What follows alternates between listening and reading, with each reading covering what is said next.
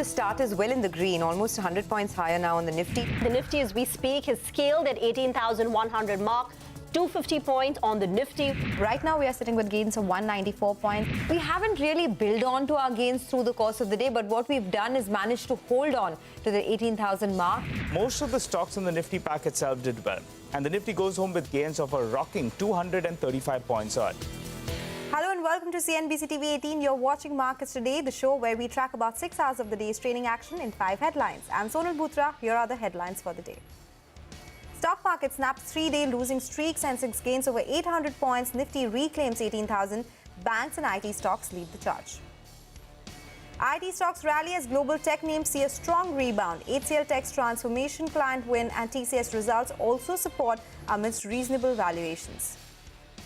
DIPAM Secretary Tuhin Kanta Pandey tells CNBC-TV18 that the government and LIC will eventually exit IDBI Bank, adds that exemption to PSUs from minimum shareholding norms will be on a case-by-case basis and only for a specified period. Tata Steel and JSW Steel rise in positive volume trends while valuation concerns weigh on Titan despite a mostly healthy quarter. Paytm's healthy growth and the Reserve Bank's approval of its payments bank managing provide a boost. Reliance Capital lenders to decide on a second round of e-auction after Torrent Investments and Hinduja Groups sought to revise their bids. All 4 suitors, including may, be allowed to bid in round 2. Vodafone Idea slides after sources say that a consortium of lenders is likely to be against granting additional loans to the debt-laden telco. Meanwhile, Bharti Airtel perks up on strong brokerage commentary. And here's the lineup of what we have in store for you. It's a packed show today. Manishi Chaudhary of BNP Paribas and Matt Orton of Raymond James Investment give us their expert opinion on the markets. And that's not all. We also get you snippets from CNBC-TV18's exclusive interview with DIPAM Secretary Tuhin Kanta Pandey. But as always, let's start with the day's trading action. Dalal Street has snapped a 3-day losing streak. Sensex gained over 800 points to get back above the 60,000 mark. The Nifty gained nearly 250 points to reclaim 18,000. Positive global cues boosted sentiment. Banks and IT stocks led the rally. Sonia Shenoy is here with the market wrap. Well, thanks for that. It was a strong start to the week on the back of a positive handover that we got from across the globe and a fall in crude that led to an equity market pullback. The Nifty closed with gains of almost 250 points, while the Sensex went up over 700 points, and the Nifty closed above that crucial 100-day moving average of 17,900. It was technology stocks that led the rally today. TCS closed higher by about 3% ahead of its earnings, while M&M was up 3% after the management said that they are looking to become a #1 player in the SUV market. Apart from that, stocks like Bharti Airtel as well led from the front today as CLSA raised the target price on Bharti to 1,040 rupees, and metal stocks like GSPL hit the fresh 52-week high as well. On the flip side, you had Titan that was under pressure post the Q3 business update, while Bajaj Finserv continues to be under pressure as well. All in all, good start to the week. The Nifty ending closer to the high point of trade and above the 100-day moving average. Back to you. Sonia, thank you so much for joining us with all those details. Let's move on to some market opinion. Manishi Chaudhary of BNP Paribas believes that first quarter will be a period of continued turmoil for the global markets. Adds that metals may be the best buy for short-term investors as well. Listen in. A sharp increase in the equity markets and the fall in yields that we've seen, that's been engendered by number one, the decline in economic growth and the PMIs, possibly the PMIs, which are a lead indicator. That's possibly been a bigger driver of this expectation of slower growth. Recent rise will possibly have to give up some of the gains that we have seen across global equity markets. We think that the first quarter, at least, if not the first half, is going to be a period of continued turmoil. We might even see another round of, US dollar appreciation compared to the emerging market currencies. We think that the metal space, which has been, the China reopening has been possibly the biggest sentiment booster as far as the industrial metals are concerned, rightfully so. But at the same time, if you're facing a situation of global recession, and we are subscribers to that point of view, particularly in the developed markets, then it's difficult to see how this metal space can perform over a longer term. I think it's kind of fits the bill exactly in in a different or opposite direction. It's perhaps a better bet for short-term investors over the next couple of quarters or so. We are quite positive on the four-wheeler space. What we are seeing here is the classic case of what we call affluent consumption. In fact, that's one of our big themes in India. We are seeing a relatively stronger sales momentum in the four-wheelers, and that too in the upper end of four-wheeler category compared to the two-wheelers. Within the four-wheelers, we would obviously be siding with the market leaders, the players who have a very strong market presence and a distribution reach, and therefore the kind of companies who have very strong pricing power going forward. Let's stick with the market opinion now. Matt Orton of Raymond James Investment expects financials in India to see an EPS upside. Let's listen in to what he had to say. India is definitely one country that we've talked about that I do continue to like. It's down about 5% and change from the highs that we had at the, later last year. And so valuations have come down a little bit, but I continue to believe that we will see some EPS upside, particularly in sectors like financials, where I think you can see net interest margin expansion. In IT services, that's been an underperformer lately, but I think that's a little bit more defensive and benefits from some of the need to save money from technology and companies over in the US. So I definitely think there's opportunities. All right, that is the second market opinion that we just got for you. To the second headline now. IT stocks perked up today after global tech names saw a strong rebound. HCL Tech's transformation client win and TCS results also supported stock prices amidst reasonable valuations. Rima is here with more on valuations in the IT space and what the street is focusing on. Rima, over to you. Thanks so much for that. It was a good session for IT stocks today. So HCL Tech had that order win from OPG. TCS reported numbers post-market hours, and the numbers were not as bad as what the street was fearing. Revenue growth at 2.2% in constant currency terms, quarter on quarter, 13.5% higher on a year-on-year basis, was better than what the street was anticipating. Margins improved by 50 basis points. The company is guiding for exit margins of 25% by Q4 FY23. Deal wins steady. Attrition has declined for the first time after 6 consecutive quarters of an increase. The miss was the fact that headcount has declined this time. But overall, not so bad as what the markets were fearing. But if you look at the valuations of IT names, they are at a crossroad. For TCS, valuations, the current valuations are lower than the peak valuation levels of 31, 32 times. But current valuations of 25.5 times is higher than the historical average valuation. And that's the same for Infosys as well. So somewhere, the valuations are a little bit on the fence right now, stuck at a crossroads. As far as the tech universe is concerned, IT services in India, we actually reduced our position quite significantly in that December churning that we did. The IT services space, after a downturn in the first half of 2022, did reasonably well in the second half. And we think there was a reason behind it. The investor base was actually equating the North Asian semiconductors and chips with the Indian IT service companies. But the Indian IT service companies were actually winners. They were winning large orders from the developed market customers or clients. That's all about the IT space. Let's go to the third headline today. DIPAM Secretary Tuhin Kanda Pandey said the government and LIC would eventually want to exit from IDBI Bank. Speaking exclusively to Sapna Das, Pandey said multiple domestic and foreign players have expressed interest in IDBI Bank as well. Listen in. Well, I think the transaction advisor, he has advised that there's been good response. At least at our end, we can safely assume that at least 3 and more bids have come in. And again, in terms of the potential sectors which are represented, mainly banks, non-banks, or is it a healthy mix? After the initial bids come in, there is a question of checking the bids and the papers, which the transaction advisor does. Also, there is a fit and proper in this case involved right in the beginning with the RBI, and accordingly I think they will be submitting papers to the qualified ones will be submitting papers to the RBI. And this is a bank. I think it's more like in the nature of financial information and accounting information, not in terms of as much on the physical aspects. But nevertheless, I think 3 to 4 months is a minimum time which is required for due diligence process. Both LIC and government do not intend to stay on there.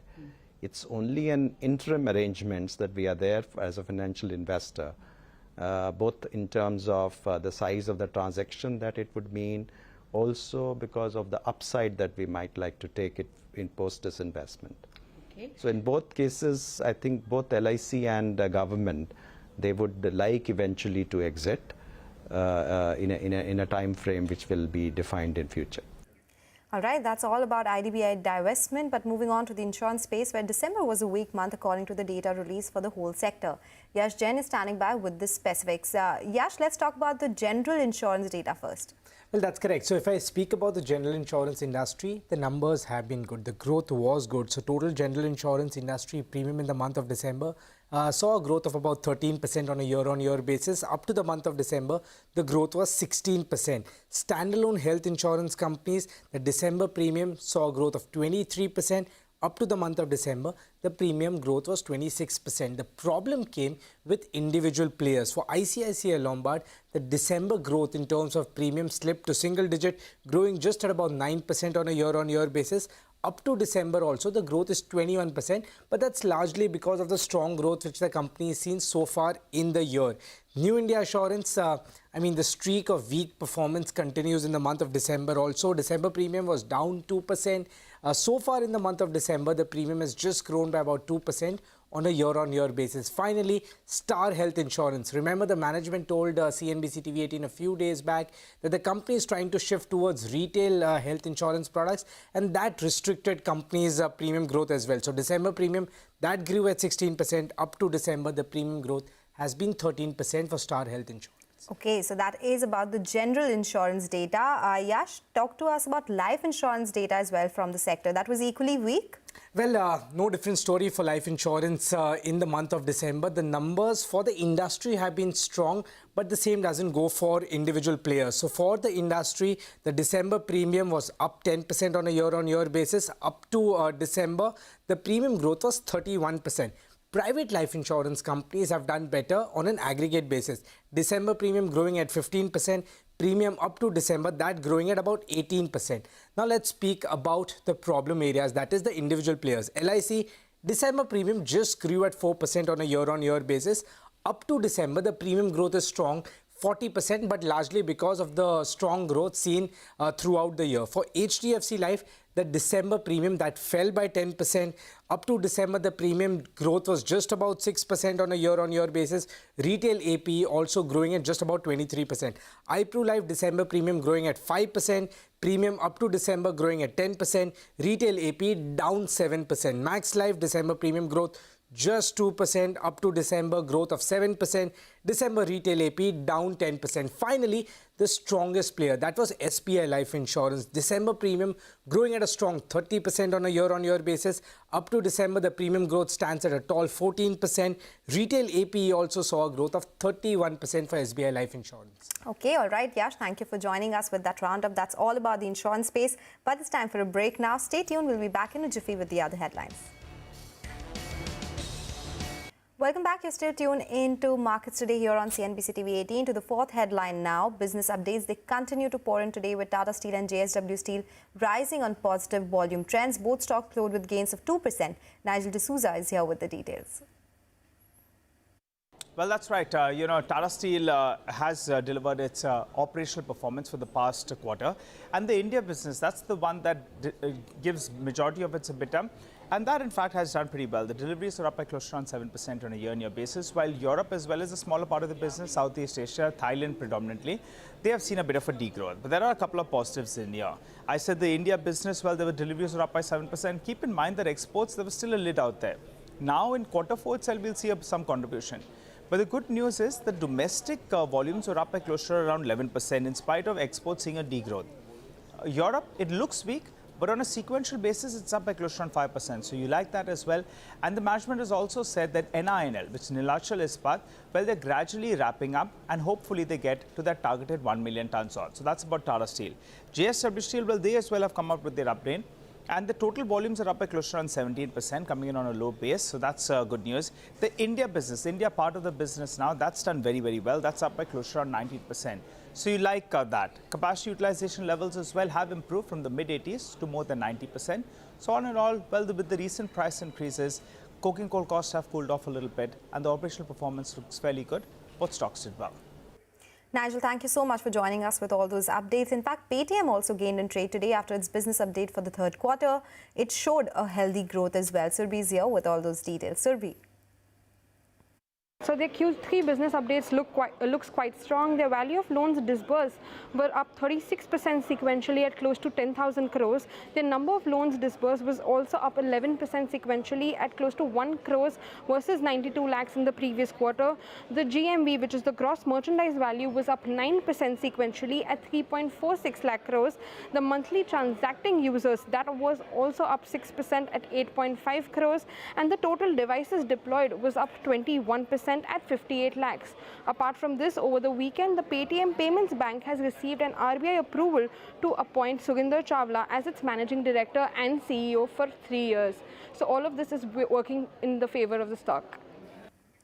Surbhi, thank you so much for joining us with details. Titan and Kalyan Jewellers were also in focus today on the back of their business updates. Mangla Malu is here with the details on what happened with both these companies in the quarter gone by.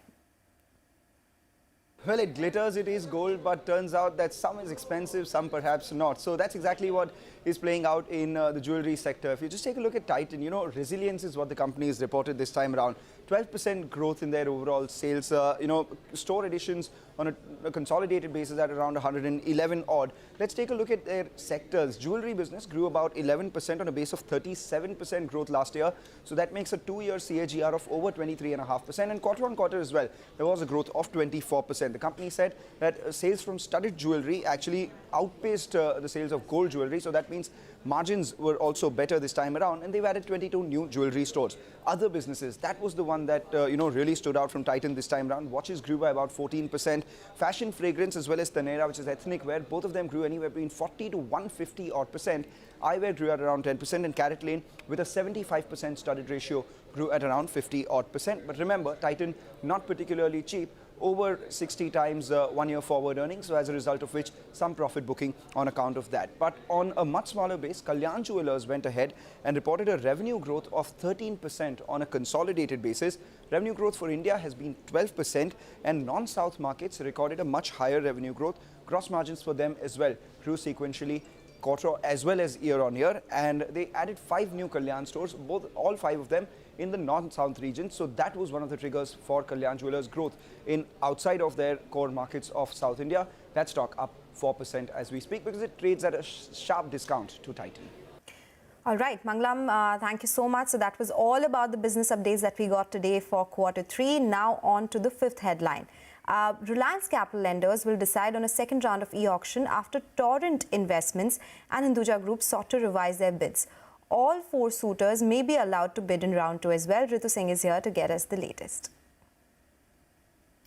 That's right. The lenders to Reliance Capital are voting on a proposal to allow a second round of e-auction for the company in a bid to avoid a legal wrangle and also to secure better offers. Now, this, of course, comes after 2 of the interested suitors, which is Hinduja and Torrent, sought to tweak or revise their bids after the conclusion of the first round of bidding. And we understand that in this round, the base bid could be set at 9,500 crore rupees in net present value terms, which would include a minimum cash component of around 8,000 crore rupees. However, if the second round does happen, it is not just Torrent and Hinduja, but the all 4 original promoters, they will be allowed to participate, which would include Oaktree as well as the consortium of Piramal and Cosmia. The results of the voting are likely to be declared only later this week. Now, meanwhile, Torrent did move the NCLT seeking a stay on the lender's proposal to conduct another round of e-auction, but Torrent did not get any urgent relief in the matter, and the court will next take up the hearing on the 12th of January. Remember, in the first round, Torrent had emerged as the highest bidder with its offer of 8,640 crore rupees, but Hinduja later revised its bid to 9,000 crores. Torrent had objected to this and gotten an interim stay from NCLT, but the final orders there are still awaited. Torrent also later tweaked its bid without changing the overall figure, offering the entire amount as upfront cash to lenders. So now, if the COC approves the second round of auction and there are no legal hurdles, the entire process will have to start afresh. Okay, all right. Ritu, thank you so much for bringing us those important details. We'll keep coming back to you as and when there are more updates. But moving on to another CNBC-TV18 exclusive, Vodafone Idea slid 5% today after sources say that an SBI-led consortium is not in favor of granting additional loans to the company until there is, of course, clarity on government's equity conversion as well. Ritu is back with us. Ritu, give us more details on this one now.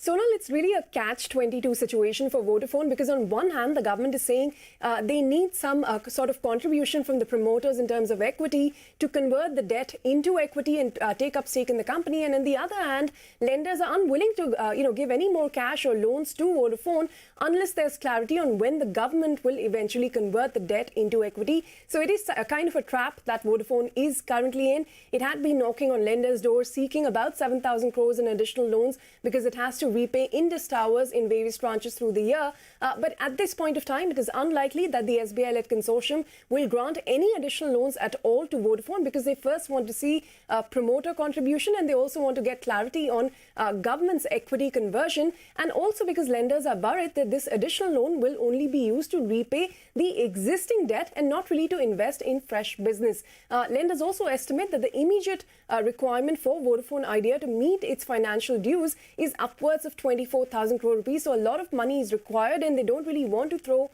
good money after bad. The total dues, of course, are well over 2.2 lakh crores, which includes the AGR dues. But as of now, for Vodafone Idea, no relief coming in from the lenders at least. Okay, Ritu, important details there. Thank you so much for joining us. The stock was lower today and ended at a 52-week low as well.